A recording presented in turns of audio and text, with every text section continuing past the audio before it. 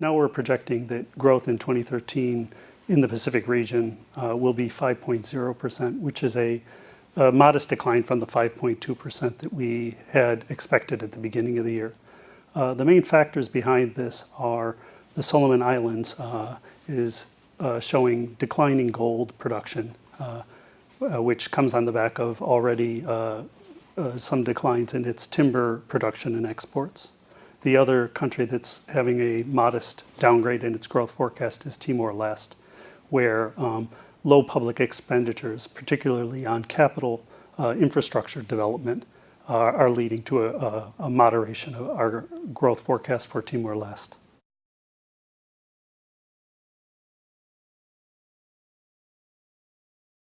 We are now forecasting that inflation will run at about 5.7% in 2013, which is up from 5.3% in 2012.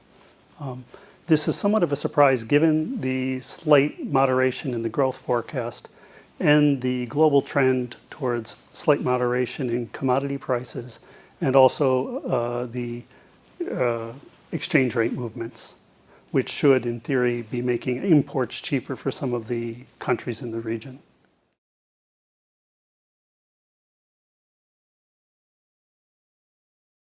Two economies in the region, PNG and Vanuatu, are on the eve of achieving more than a decade of continuous growth, which is quite notable in this region where volatility tends to be very high because the economic basis of the economies are limited, so economic price shocks can really affect growth.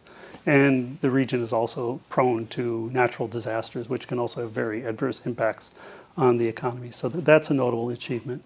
Timor-Leste, again, continues to grow at very high rates. So even though we have a modest downgrade, it's still a model economy in many respects with an enviable fiscal position because of all the resources that it's holding in its petroleum fund. Lastly, one bright spot is the Fiji economy.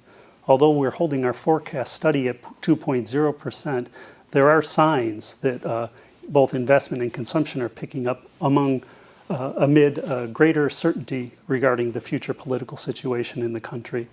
I would say there's upside risk to our forecast for Fiji, and we're just waiting for more data to support sort of the reports we're getting from the field before we upgrade the Fiji growth forecast.